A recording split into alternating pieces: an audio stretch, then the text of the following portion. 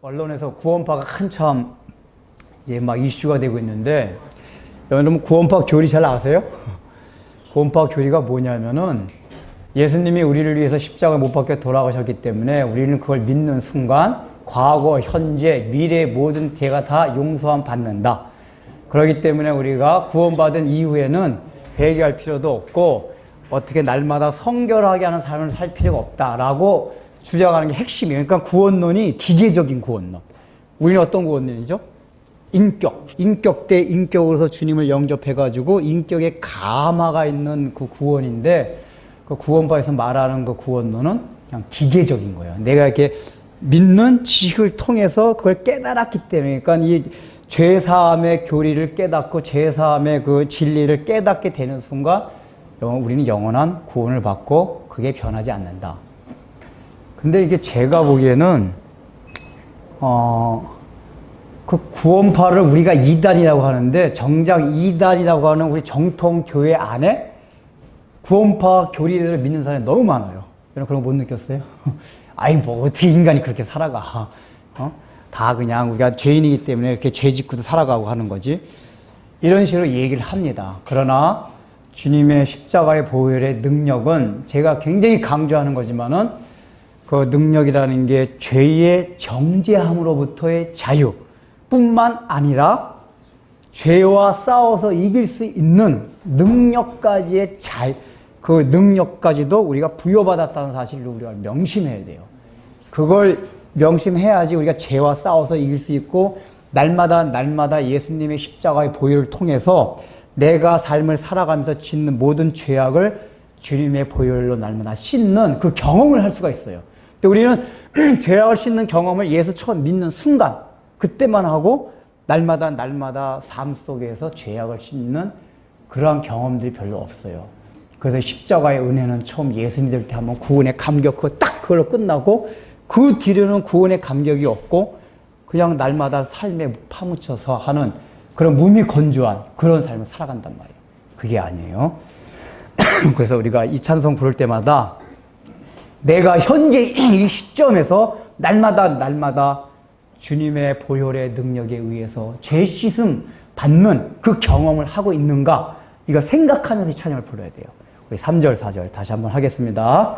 주님 예수 다시 올 때 그대는 영접할 예복에 있는가? 그대 몸은 거룩한 곳 천국에 주기가 됐는가? 예수의 보혈로 그대는 씻기어 있는가? 마음속에 여러 가지 죄악이 깨끗이 씻기어 있는가? 모든 죄에 더러워진 예복을 주 앞에 지금 다 벗어서 샘물같이 솟아나는 보혈로 눈보다 더 희게 씻으라. 예수의 보혈로 그대는 씻기어 있는가? 마음속에 여러 가지 죄악이 깨끗이 씻기어 있는가? 네, 우리 한 장 더 하시겠습니다. 492장 잠시 세상에 내가 살면서.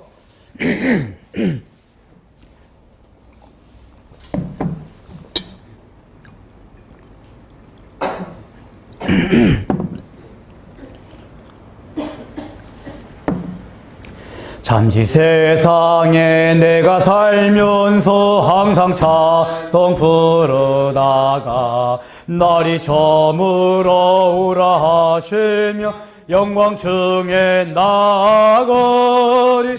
열린 천국문 내가 들어가 세상 짐을 내려놓고 빛난 면류관 받아 쓰고서 주와 함께 길을 살리. 눈물 골짜기 더듬으면서 나의 갈 길 다간 후에 주의 품 안에 내가 안기어 영원토록 살리로다.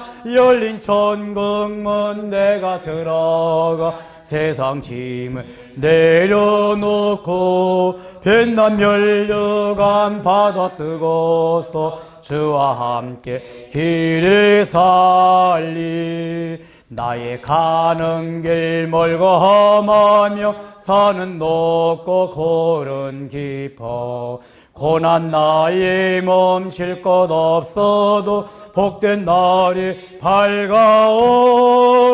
열린 천국문 내가 들어가 세상 짐을 내려놓고 빛난 면류관 받아 쓰고서 주와 함께 길을 살리. 한숨 가시고 죽음 없는 날 사모하고 기다리니 내가 그리던 주를 배울 때 나의 기쁨 넘치리라. 열린 천국문 내가 들어가 세상 짐을 내려놓고 빛난 면류관 받아 쓰고서 주와 함께 길을 살리. 아멘. 네, 기도하겠습니다. 사랑하는 주님, 참으로 우리가 살아가는 이 세상이 너무나도 분주하고 화려하고 현란해서 과연 우리가 살아가면서 저 하늘에 참으로 저 천국의 소망을 얼마나 갖고 살아가는지 참으로 알 수가 없습니다. 우리가 땅은 비록 바른 땅에 딛고 살지만 영원한 하늘나라의 소망을 가지고 살아가야 될 그러할 사람됨에도 불구하고 우리가 이 세상이 주는 모든 연락과 즐거움과 이 세상이 주는 풍요와 그런 안전에 빠져서 그 하늘나라의 기쁨을 우리가 갖지 못하고 세상이 주는 기쁨으로 살아갈 때가 얼마나 많이 있습니까? 참으로 오늘도 그런 주의 나라를 사모하는 마음을 가지고 또 없더라도 다시 한번 우리 마음에 그 하늘나라의 영원한 소망을 갖고 우리가 이 땅에 발을 딛고 살지만 여기에 마음을 두는 것이 아니라 오직 하나님께 그 나라에만 소망을 두고 우리가 이 세상을 참으로 초계같이 살아갈 수 있는 믿음의 은혜를 주님께서 허락하여 주옵소서. 그래서 하나님 아버지, 이 세상에 우리에게 주는 어떤 외부적인 환경이 어떠함에도 불구하고 우리가 날마다 참으로 주님을 찬양하며 비록 내 앞에 놓인 것이 참으로 바다가 에어싸고 모든 하나님 아버지 굴 속에 박혀서 아무것도 보이지 않는 그런 환경이라 할지라도 그 가운데서도 소망의 빛을 바라보며 참으로 발걸음 가볍게 우리의 인생을 살아갈 수 있는 그러한 믿음의 성도들로 우리를 삼아 주옵소서. 예수님의 이름으로 기도드립니다. 아멘. 자, 오늘 창세기 4장 1절 7절 지난주에 이어서 다시 한번 더 하겠습니다. 창세기 4장 1절에서 7절.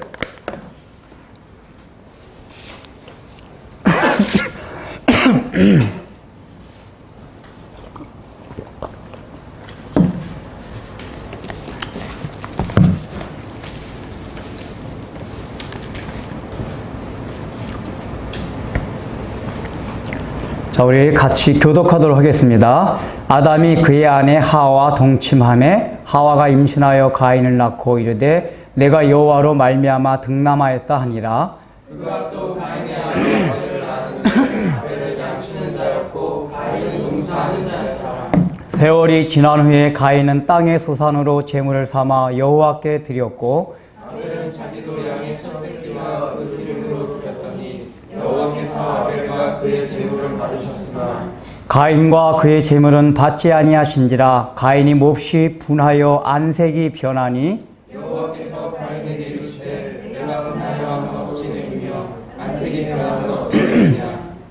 내가 선을 행하면 어찌 낯을 들지 못하겠느냐. 선을 행하지 아니하면 죄가 문에 엎드려 있느니라. 죄가 너를 원하나 너는 죄를 다스릴지니라. 아멘. 이 말씀을 통해서 우리에게 주시는 은혜를 받고 갑니다.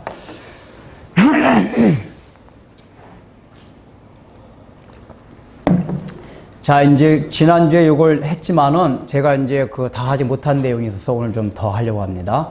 지난주가 이제 제가 말씀드린 내용의 요약이 뭐였냐면은 가인과 아벨의 제사의 중심은 그 제물이 피가 있는 양이었느냐, 그렇지 않은 곡식이었느냐가 핵심 요지가 아니었다고 말씀드렸습니다. 그것이 아니라 그 제물을 드리는 사람이 어떠했느냐에 따라서 하나님께서 그 제사를 받고 받지 아니하셨다라고 이제 제가 말씀드렸습니다. 그것을 통해서 이제 그 근거를 요한일서 3장 12절과 히브리서 우리가 이제 11장 4절 말씀을 통해서 이제 그걸 자세히 이제 말씀드렸습니다. 그래서 이제 요한일서 3장 12절에 가인이 악하여 왔고 또 아벨이 의로웠다는 것이 현재형이 아니라 영어로 한다면 현재 완료형 같이 이미 과거 시점부터 현재 이르기까지 가인은 악해왔고 아벨은 의로워왔다. 바로 근데 그 악해왔고 의로워왔다는 그 내용이 무엇이냐 하면 그것이 히브리서 11장 4절의 믿음. 그것을 이제 믿음이라고 얘기했습니다. 그렇다면 그 믿음의 내용이 또 무엇이냐면은 바로 히브리서 11장의 전체를 통해서 히브리서 기자가 말한 게 바로 구약 성도들이 믿었던 믿음의 내용이 무엇이었냐면은 예수 그리스도에 대한 믿음이라고 이제 말씀드렸습니다. 그래서 그 예수 그리스도를 통한 믿음이 있는 제사였느냐, 그렇지 않은 제사였느냐, 그걸 통해 가지고 우리가 신앙생활을 할 때에 어떤 종교적인 열심이나 종교적인 마음을 할 게 아니라 정말 그리스도의 보혈의 그 피에 적셔서 신앙생활 하지 않으면 바리새인과 서기관과 같은 그런 의를 닦는 사람들이 된다고 이제 지난주 그 내용이 이제 요 내용을 이제 말씀을 드렸습니다. 궁금하신 분들은 지난주 거 들어보세요. 안 나오신 분들은 장로님도 지금 안 나오셨구나. 아직 감기 조금 덜 났어요. 근데 이제 지난주 말고 오늘 이제 뭘 말씀드리려고 하냐면은, 오늘 지금 창세기 4장, 3절에서 세월이 지난 후에 가인은 왕의 땅의 소산으로 제물 삼아 여호와께 드렸고라고 나왔는데, 이 세월이 지난 세월이 지난 후에가 이 원문상의 뜻이 뭐냐면은 그리고 날들의 끝으로부터 그런 뜻이에요. 이게 세월이 지났다는 게 원뜻이 그리고 날들의 끝. 그러니까 날들의 끝이 뭘 말합니까? 종말을 얘기해요. 그러니까 왜 지금 실제적으로 이 가인과 아벨이 제사 지낸 시점은 종말은 아니에요. 근데 왜 성경이 그 제사 지낸 시점을 그리고 세월의 날들의 끝이라고 표현을 했냐면은 이 제사 지내는 것에 의해서 종말이 결정된다. 그것을 성경이 말해주기 위해서 이런 표현을 하고 있습니다. 여기서 실제적으로 가인과 아벨이 제사 드리는 걸 통해 가지고 제사 드리기 전까지는 가인의 그 죄성이 폭로되지가 않았습니다. 그런데 제사 지내는 걸 통해 가지고 가인의 정체가 드러난 거예요. 정체가 드러났다는 건 뭐냐면 여기서 말하는 건 심판이 선포됐다는 겁니다. 우리가 보통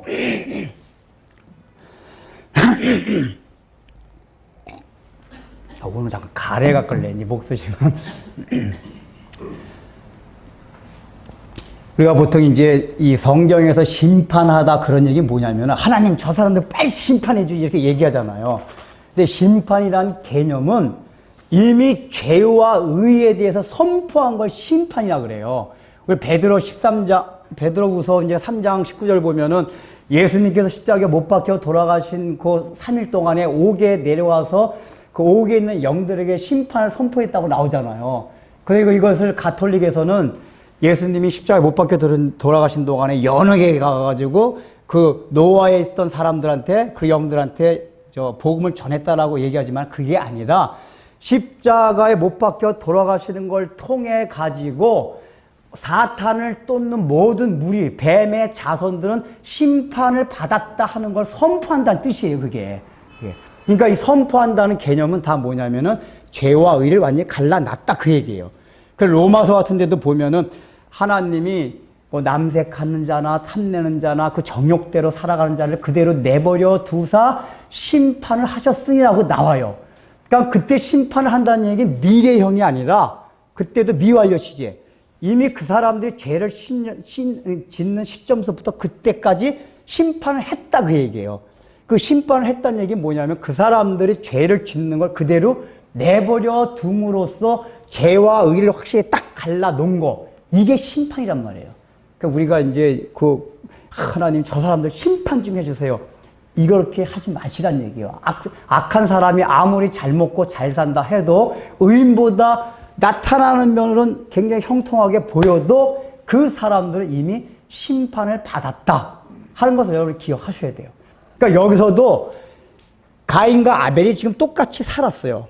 몰랐는데 제사 드리는 그 행위를 통해서 가인이 심판이 됐다 그 얘기예요. 믿음이 없다는 게 밝혀지고 정체가 드러나고 그것으로 인해서 심판을 당한 거예요. 즉 죄인의 길에 들어섰다 그 얘기입니다.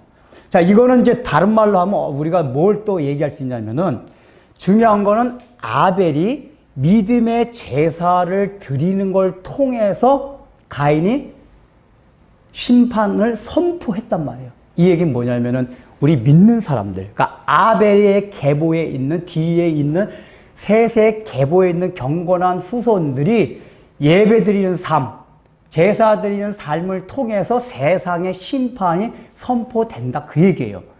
그러니까 믿는 사람이 예배적인 삶을 살아가지 못하면은 세상도 심판당하지 않아요.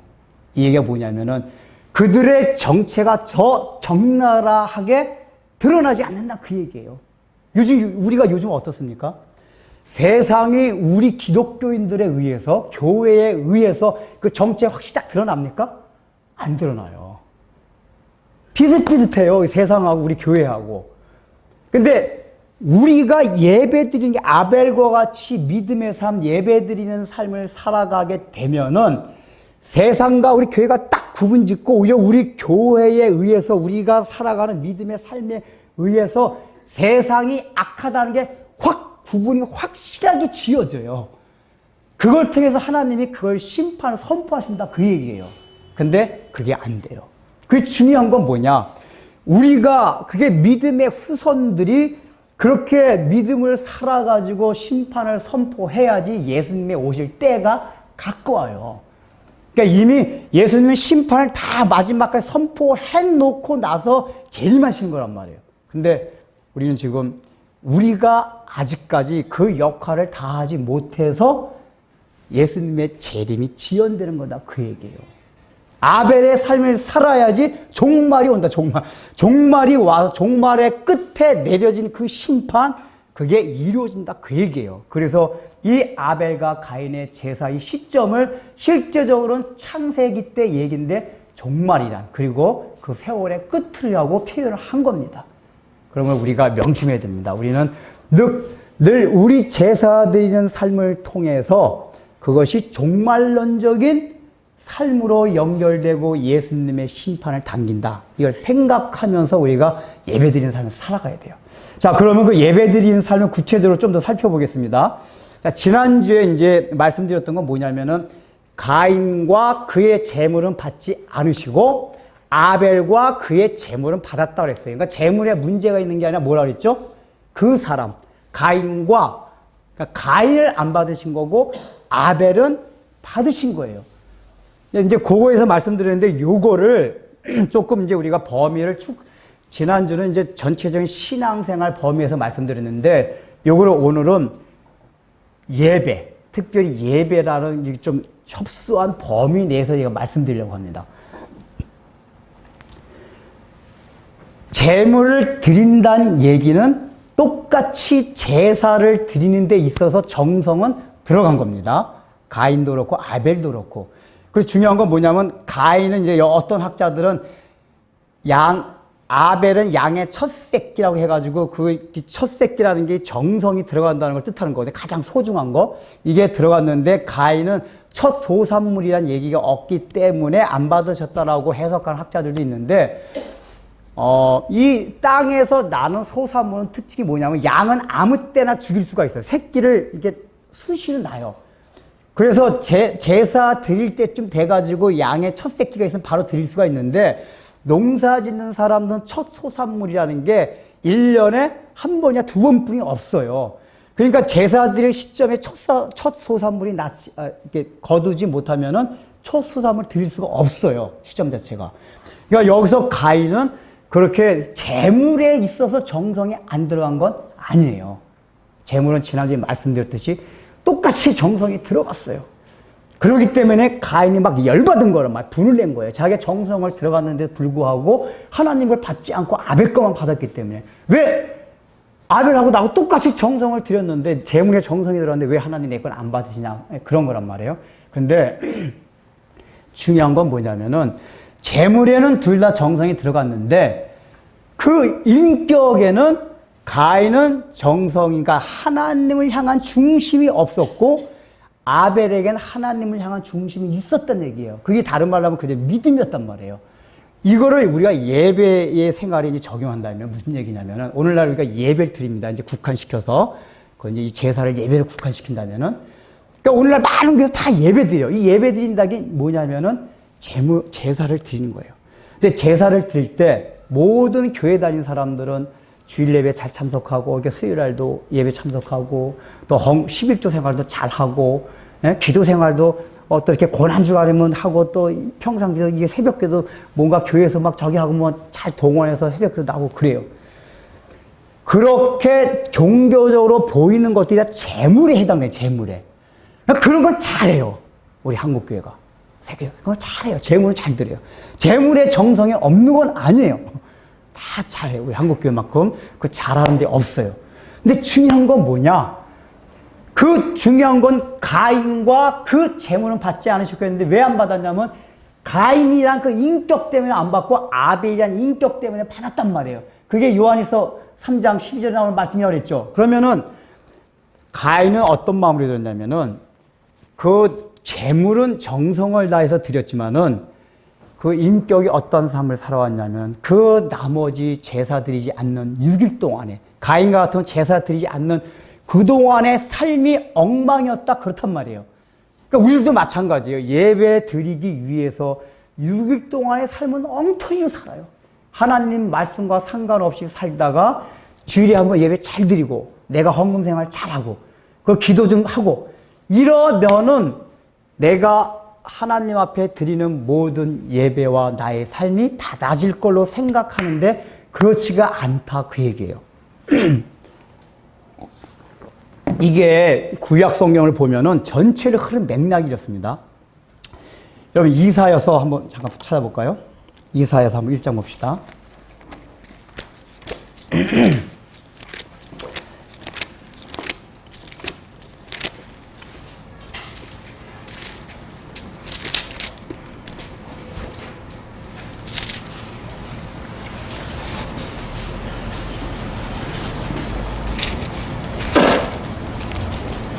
자, 이사야 1장 10절부터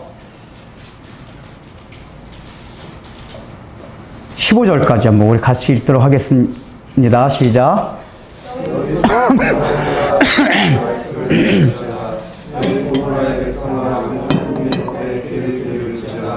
여호와께서 말씀하시되 무수한 재물이 내게 무엇이 유익하며 나는 짐승의 기름에 별을 얻고 나는 수송하지나 온양이나 수송의 기뻐하지 아니하노라.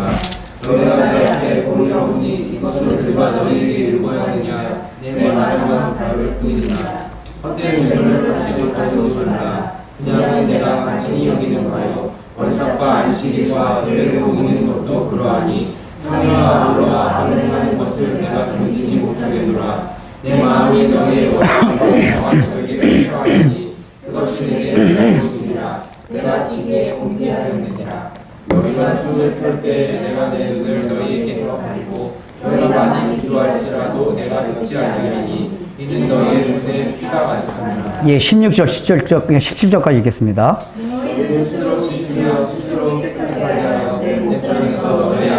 것을 버리며 행악을 붙이고 선의를 배우며 정의를 구하며 학대받는 자를 도와주며 보화를 위하여 신원하며 악을 위하여 변호하라. 네. 자, 지금 여기서 내용이 뭐죠? 이사야 시대 때도 사람들이 성전에서 드린 제사가 열심이었어요. 여기 내용도 보면 뭐 안식일마다 월상 뭐든지 그런 절기마다 이스라엘 백성들이 열심히 와가지고 제물을 드리고 분향을 다 해요. 근데 지금 하나님이 이사야 선지자한테 하는 얘기가 뭐냐면은 그거 내가 거기 질렸다. 그거 가져오지 마라. 그러면 뭐라고 말하죠? 너희가 그걸 가져오면서 함께 뭐예요? 악행을 행하느니라 하면서 그 뒤에 16절, 17절의 내용이 뭡니까? 그게 요약하면 구약에 내가 명령한 율법을 다 그대로 지키라는 얘기예요. 여기 17절 얘기가. 그러니까 그 말씀은 지키지 아니하면서 안식일과 성회 때 모여서 드리는 제사에만 너희가 신경을 쓴다. 그 얘기입니다. 이게 예레미야서에 가면 더 재밌는 내용이 예레미야한테 하나님 뭐라고 하냐면은 제발 너희 중에 누가 이 성전문을 가로막고 예배 드리죠 오지 못하게 하라고 하나님 말씀하세요. 이게 기가 막히는 얘기 아닙니까? 아니 원래 우리는 왜 구원을 받았습니까? 하나님께 예배 드리는 자로서 구원을 받은 건데 하나님 뭐라고 예레미야 선지자한테 말씀하냐면 너가 문 앞에 딱 막아가지고 성전 문 앞에 서서 이스라엘 백성들이 예배 드리는 걸 못 오게 하라. 예배 드리지 못하게 하라고 명령하세요.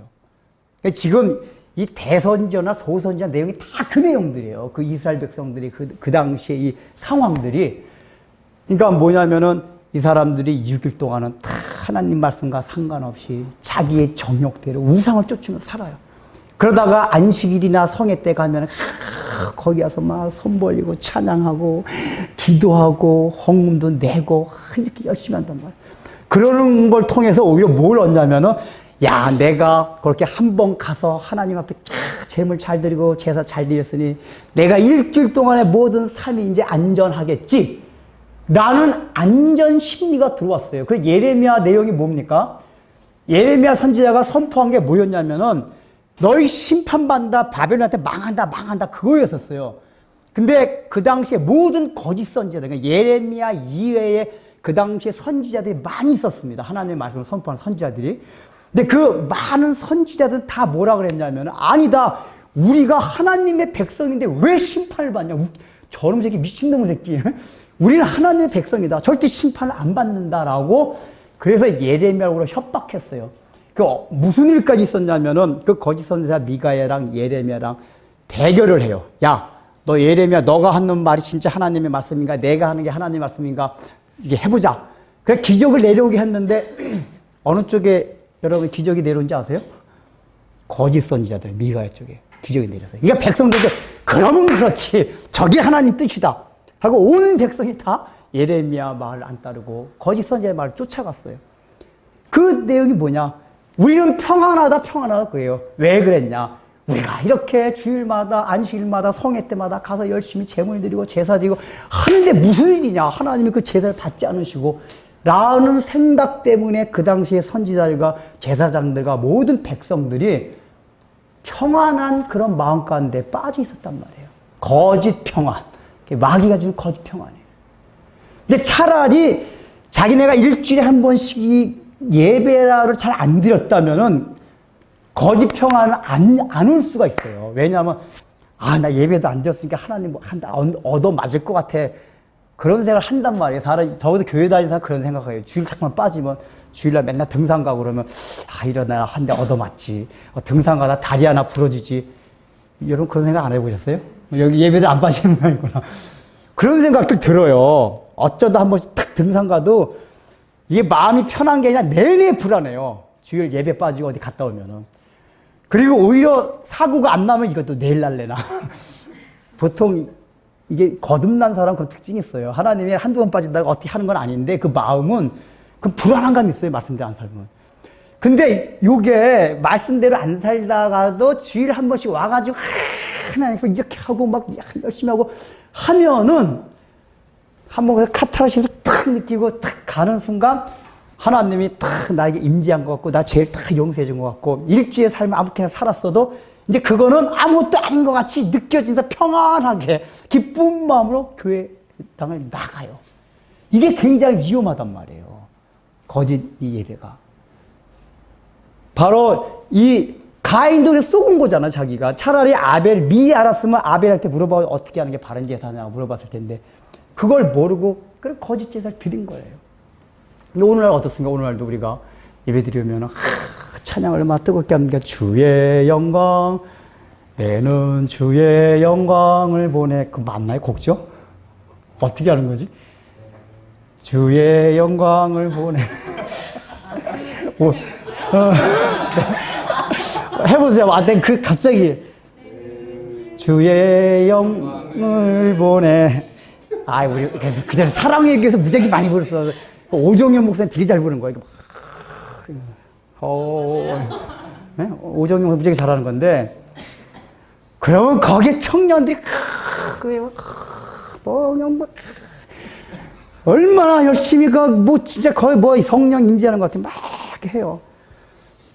그래서 주의 영광 이곳에 가득해 진짜 막 가득한 것 같아요. 근데 끝나고 나가서 얘기하는 거 들어보면 제가 청년들이 다 세상 소리 그냥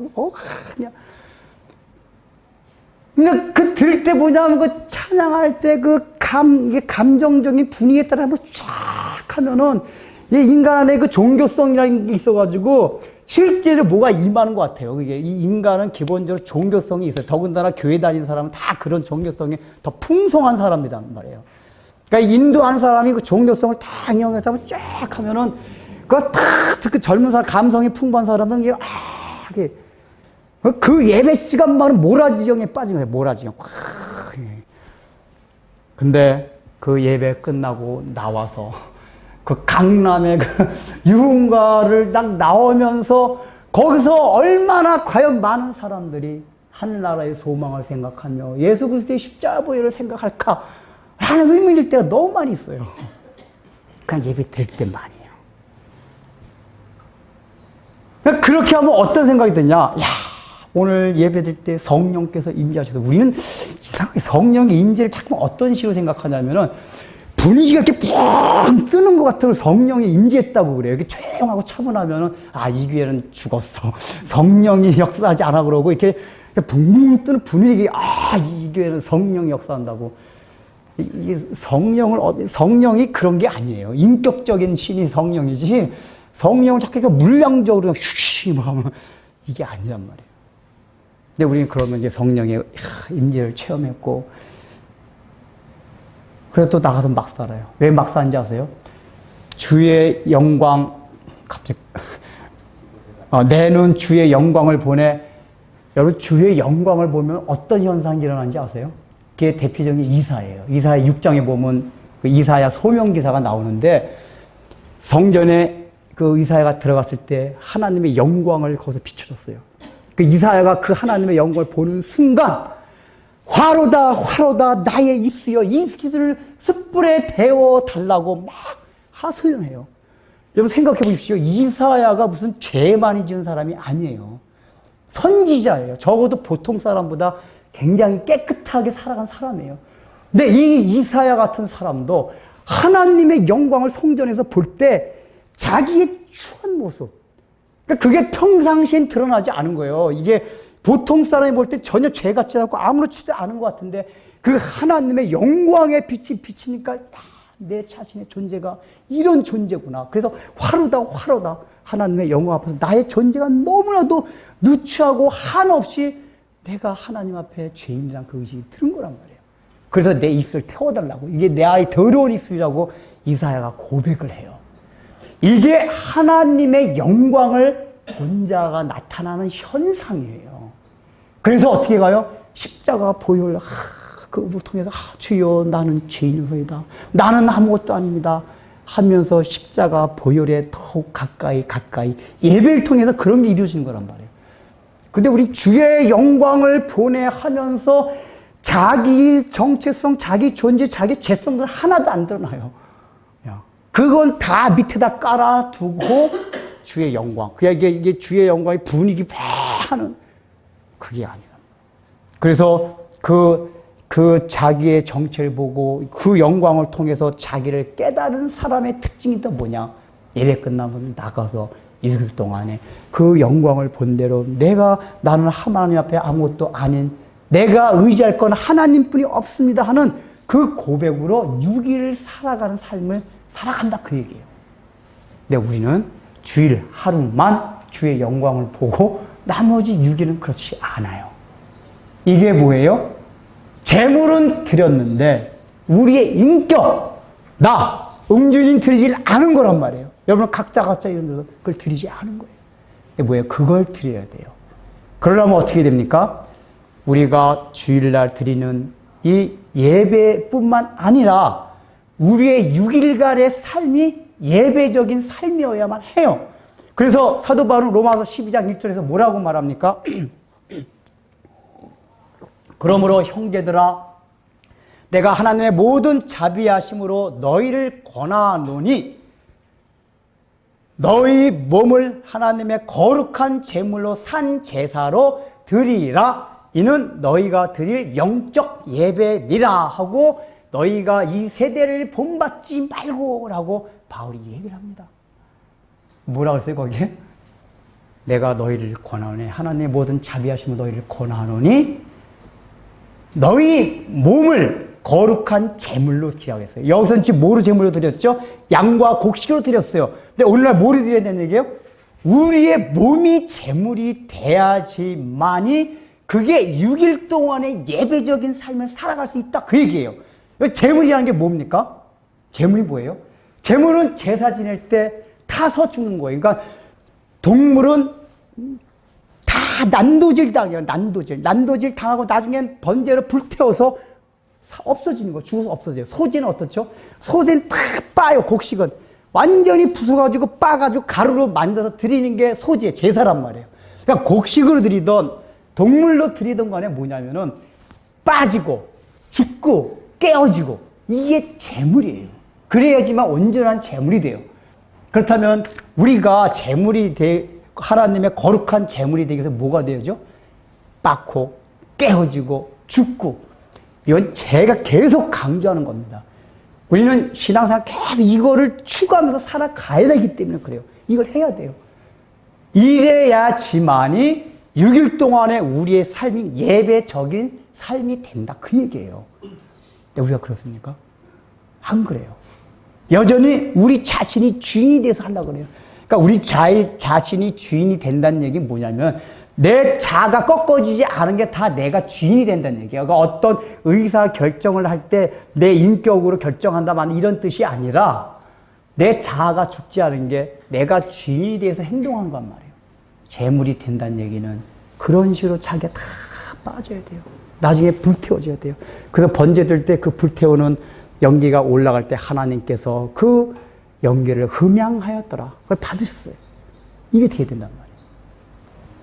그러면서 바울이 뭐라고 말하죠? 이 세대를 본받지 말고 라고 얘기합니다. 우리가 6일 동안의 예배적인 삶을 살아간다는 것은 이 세대를 본받지 않는 걸 말해요. 그게 내가 죽는 거와 마찬가지 이코르예요. 이 세대를 본받지 말라는 얘기가 뭡니까?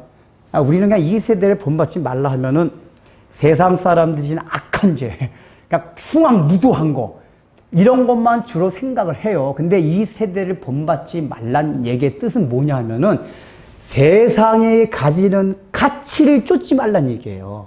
이 세대를 본받지 말라는 게. 근데 우리 예수 믿는 사람들이 세상이 그 갖는 가치는 안 버려요, 안 버려.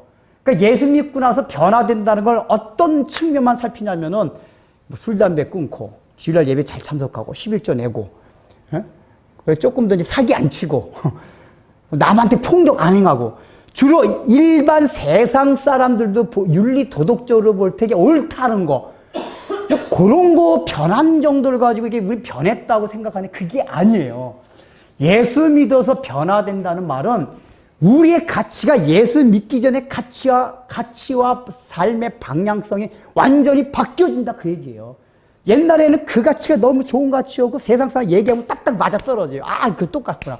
근데 예수 믿고 나서는 세상 사람과 얘기해보면 막 틀려요. 돈에 대해서 얘기해도 애들 교육에 대해서 얘기도 그렇고 미래에 대해서 그렇고 어떤 걸 얘기해도 맞지 않아. 세상 사람이 우리 볼 때는 쟤는 별나라에서 왔냐? 이렇게 느껴지게 만들어야지 그게 우리가 이 세대를 본받지 않는 거예요. 근데 여러분 안 믿는 친구들하고 다 우리가 친구 사귀지 말라는 얘기는 아니에요. 근데 다 이런 친구 사귀면서 느낀 거 없어요? 그 사람들이 우리를 볼 때 이상하게 생각하는 건 주일날 안 놀러 간다는 거, 술, 담배 안 한다는 거, 이 정도뿐이 없어요. 사고방식이나 이게, 야, 저 사람도 완전히 우리와 가치, 의식이 완전히 다르다. 이런 게 별로 없어요. 여러분, 그 교육 같은 것도, 그 우리나라의 그 교육에 있어 부정적인 그 현상을 가장 먼저 시도하는 데가 강남구래요, 강남구. 근데 강남구가 우리나라 기독교인 퍼센트가 제일 많은 데가 강남구래요. 그때 내가 들은 바는 강남구 41%인가 그렇대요, 기독교인들이. 근데 거기서 가장 우리가 생각할 때도 가장 안 좋은 그런 현상들이 강남에서 나와요. 사교육 많이 시키는 게 여러분 성경에 윤리 도덕적인 죄는 아니에요. 제가 오늘 그게 주제가 아니기 때문에 여기서 이제 생략하겠는데, 근데 하여간 뭐냐, 이사야서에 나온 데는 뭐냐면은 사람들의 피를 착취하는 거예요. 그게 이제 그거는 제가 시간 관계 생략하는데, 여러분들 그 없는 사람들은 못 시키게 된다고. 교육에 있어서 그게 돈 있는 사람만 시키고 없는 사람 못 시키게 되면은 이게 너무나 차이가 나고 차별성이 생겨요. 그러면 이게 뭐냐면은 없는 사람들 피를 착취하게 되는 거예요. 이 나중에 구약의 소선지나 대선지 보면 특히 아모스 보면 그런 게 많이 나오는데, 사람들이 하나님의 축복받아 아방궁에서 막 우리 하나님의 축복받아 이게 잘 산다 그러니까 하나님 뭐라고 하시냐면은 너희들이 그게 내 축복이 아니다. 그게 가난한데 피를 착취했다 그러니까 이게 하나님 우리가 언제 가난한 사람 피를 착취했습니까? 왜냐하면 실제로 가난한 사람 피를 착취한 적이 없어요, 그 사람들은. 근데 제도적으로 구조적으로 그렇게 만들었다. 그 당시에 이스라엘 사회에서 없는 사람들은 그렇게 못 입고 못 먹게끔 기득권층이 만들어 놓은 거예요, 그 이스라엘 사회에서. 오늘날도 그렇게 한단 말이에요. 근데 우리는 그렇지 않았다. 이게 뭐냐면은 우리의 가치는 뭐냐면 이게 세상. 왜 교육을 그렇게 추구합니까? 교육만 한 가지 예를 드는데 좋은 대학 때 들어가야 돼요. 왜 좋은 대학 들어가야죠? 그래야지 인생의 탄탄대로가 이렇게 고생하지 않고 탄탄대로가 펼쳐진단 말이에요. 근데 여러분 세상 사람도 똑같이 생각하죠, 우리랑. 그죠? 똑같이 생각해요, 우리하고. 우리가 뭐가 다르죠? 공부를 열심히 하지 말라는 얘기가 아니에요. 돈 벌지 말란 얘기도 아니고 좋은 직장 들어가지 말란 얘기가 아니라 우리가 정말 추구하는 게 무엇이냐, 그 얘기예요. 그러니까 세상 사람들은 그 좋은 학벌, 좋은 직장, 좋은 모집, 이게 있어야 우리가 행복할 걸로 생각해요. 그래서 그걸 추구해요. 그러나 우리 그리스도인이 그게 아니란 말이에요. 하나님이 주시면 감사해서 우리가 받아서 누리는 거지만은 그걸 추구해서 살아가는 게 우리 그리스도인이 아니에요. 그게 없어도 우리는 행복할 수 있는 게 우리란 말이에요. 근데 우리는 지금 세상 사람과 똑같아요. 이 세대를 본받고 있어요. 우리 목사님들도 그래, 목사님들. 우리 뭐야, 얘기해보면은, 야, 우리 목회자들도 의식이 이러니 어떻게 이렇게 우리 교인들이 변화될까 막 그런 생각이 들 때가 많아요. 모든 목사님이 다 그렇다는 얘기 아니고 많은 경우 그렇다는 얘기예요. 많은 경우.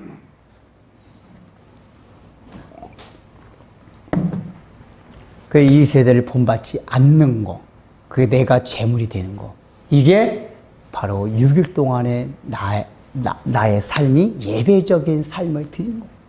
그렇게 6일 동안의 예배적인 삶을 드리다가 주일날 딱 나올 때, 그때 마음이 진짜 기쁘고 거기 정말 하나님의 영광에 임재하는 그 경험을 할 수가 있어요. 감정에 붕 떠서 하는 그 하나님 임재 같은 그 경험에 진짜 임재 경험. 근데 이제 이런 얘기를 하면은 제가 이제 그 전에 느낀 게, 제가 계속 강조한 게 그거잖아. 지난해 설교 들었고, 그 종교적인 열심히 하지 마라.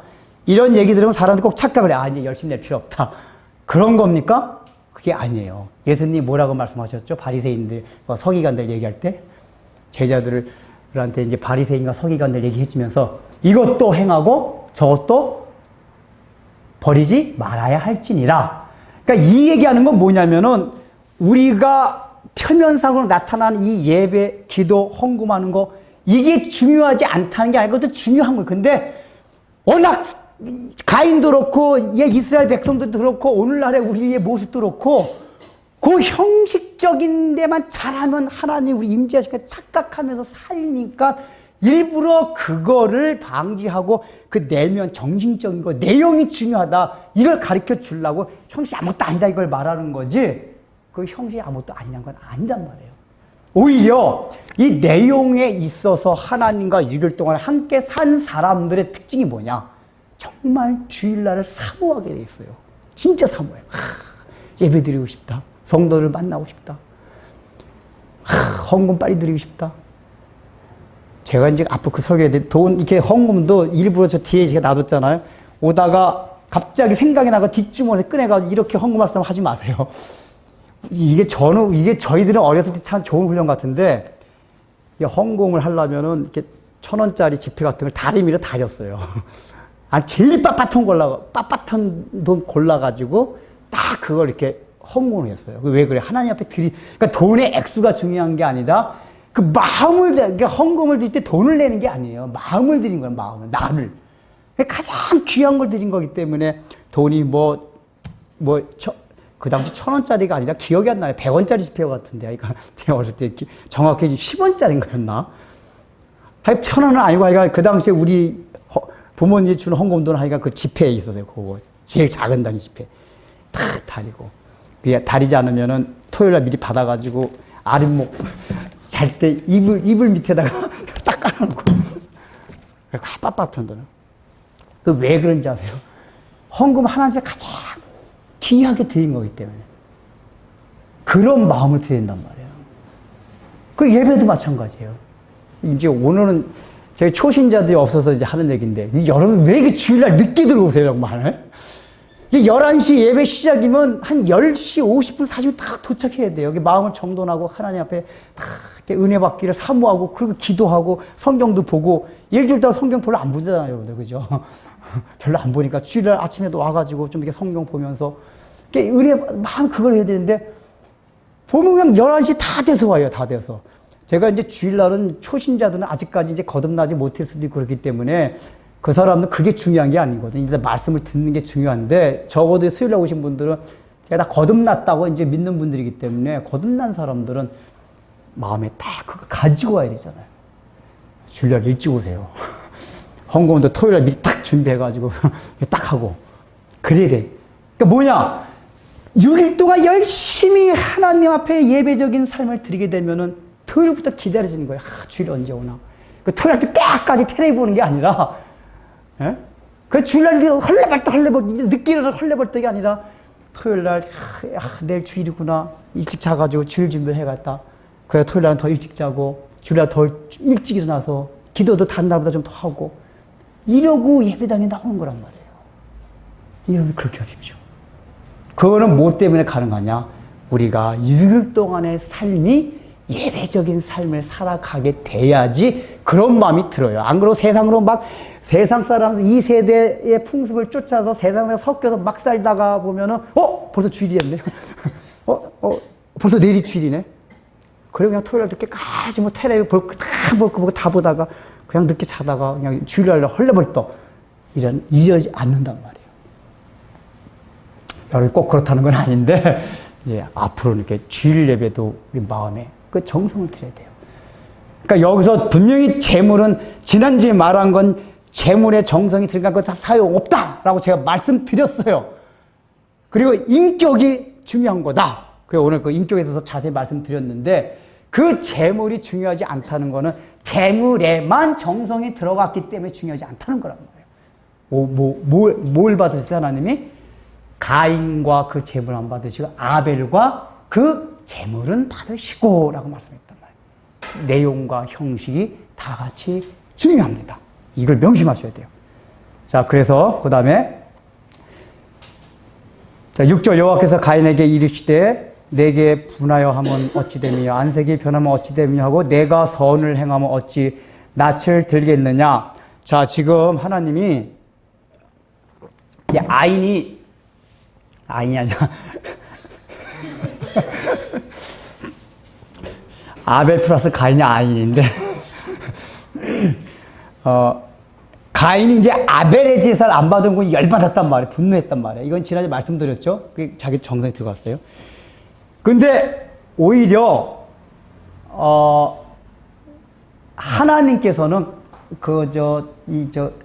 아담과 하한테도 그랬는데 처음부터 찾아가셔서 심판을 선포한 게 아니라 뭐라고 좀 물어봤죠? 가인에게 이르시되 내가 분하여 하면 어찌 됨이뇨 하고 분한 이유를 물어보시고 계세요. 이유를. 가인 아벨 똑같아. 내가 어디 있느냐? 아담한테 물어봤잖아요. 내가 왜 분이 났느냐? 하나님 모르신 게 아니잖아요. 지금 제사 자기 건 안 받아서 씩씩거리고 있는 거란 말이에요. 그리고 이미 아벨은 죽였어요. 여기 아벨은 이미 아벨은 죽인 게 아니라 죽이려고 마음 먹고. 그러니까 하나님은 지금 뭐냐면은 가인이 사고 치기 전에 죄를 짓기 전에 회개하고 돌이키시기를 바라고 이렇게 다가간 거예요.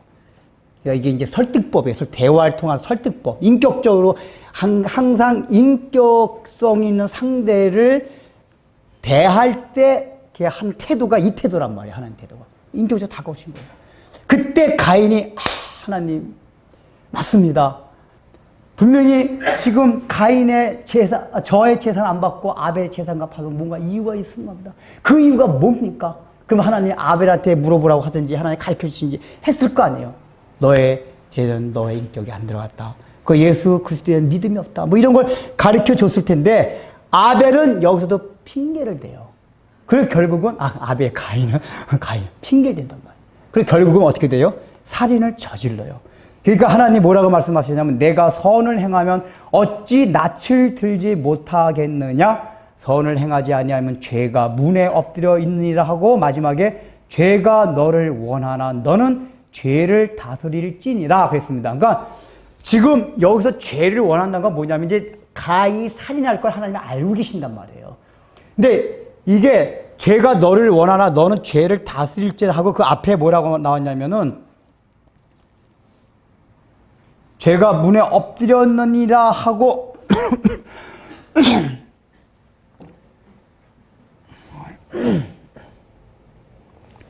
이 죄를 안 지으려고 하는 그 태도보다도 죄에 대해서 적극적으로 의를 행하라 그 얘기예요. 그러니까 우리 이런 말 있잖아요. 이렇게 축구 같은 거 스포츠 할 때 최선의 수비는 최대의 공격을 할 때다. 이런 얘기 있죠. 그러니까 수비를 열심히 하는 것보다는 그 수비를 진짜 잘하는 거는 최대 공격을 잘하는 게 최선의 수비다 이 얘기란 말이에요. 그러니까 수비를 하다 보면 하나 뚫려가지고 들어올 수도 있는데 그게 항상 긴장된 상태인데 최대 공격을 하다 보면 그 자체가 수비가 되고 오히려 승리할 수 있다 그 얘기란 말이에요. 이 얘기가 뭐냐면은 죄를 안 지으려고 노력하는 그거보다도 의를 행하기를 힘쓰라 그 얘기. 그러니까 여기서 죄를 다스리라는 얘기가 뭐냐면은 죄를 짓기 전에 너가 먼저 의를 행하기를 힘쓰라 그 얘기예요. 이게 지금 우리가 이럴 때에 죄에서 승리할 수 있다 그 얘기입니다. 여러분 우리가 소극적으로 죄를 안 지으려고 하면은 늘 죄에게 당합니다. 항상 수비가 뚫려요. 우리가 연약하기 때문에. 근데 오히려 죄를 안 짓는 방법은 무엇이냐면은 의를 적극적으로 행하는 거예요. 그러니까 여기서 가인으로 따진다면은 적극적으로 의를 행한다는 얘기는 뭐냐면 여기서 의라는 거는 하나님 앞에 아까 아벨이 받은 그 제사, 그 제사의 방법을 물어봐서 바른 제사를 드리는 게 의란 말이에요. 그러니까 가인이 그것만 행했으면은 아벨을 죽이는 죄를 범하지 않을 수가 있어요. 그러니까 아벨을 안 죽이려고 하는 그 생각을 하는 게 아니라 그 전에 뭐예요?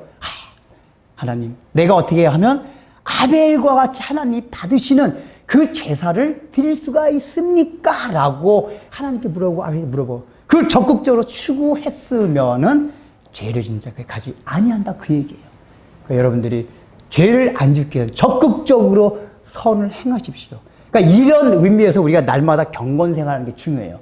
성경 읽고 기도하고 이 자체가 왜 중요하냐면은 우리가 죄를 안 지으려고 노력하는 것도 중요하지만 적극적으로 그 성경 읽고 기도하고 또 내가 하나님 말씀대로 이렇게 열심히 봉사하고 하는 그런 삶들을 살아가다 보면은 죄가 우리 곁에서 비집고 들어올 틈이 점점 없어져요.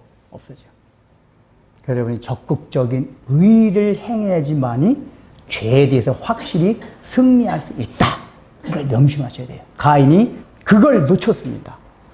또 한 가지는 이 가인과 아벨은 각각 다른 사람이기도 하지만 우리 한 심령 안에 가인과 아벨이 동시에 존재할 수가 있습니다.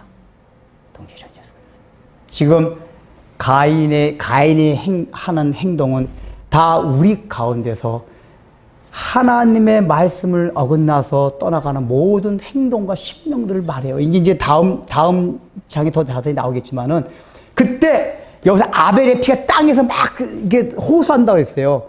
이게 다른 말로 하면 우리의 양심에서 하나님 앞에 죄를 보면 외치는 걸 말해요. 외치는 거.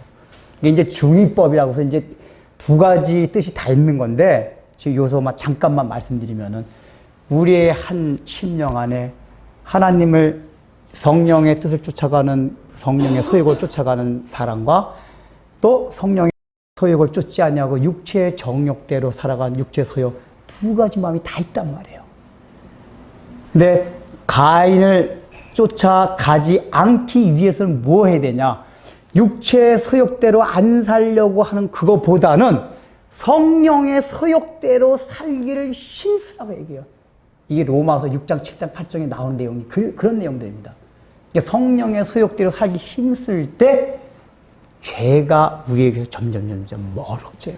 제가 그전에 줄여서 한번 설명드렸죠. 우리가 죄를 안 짓는 거는 죄를 안 지려고 노력하는 그거보다는 하나님의 은혜가 우리에게 임할 때 죄가 저절로 끊어져요. 또 우리가 세상 사랑하지 말아야겠다. 여러분 세상 사랑하는 마음을 막 의지로 끊으려고 하면 끊어집니까? 안 끊어져요. 세상이 얼마나 좋은데 달콤한데요. 그 사랑 하나면 안 생길 수가 없어요.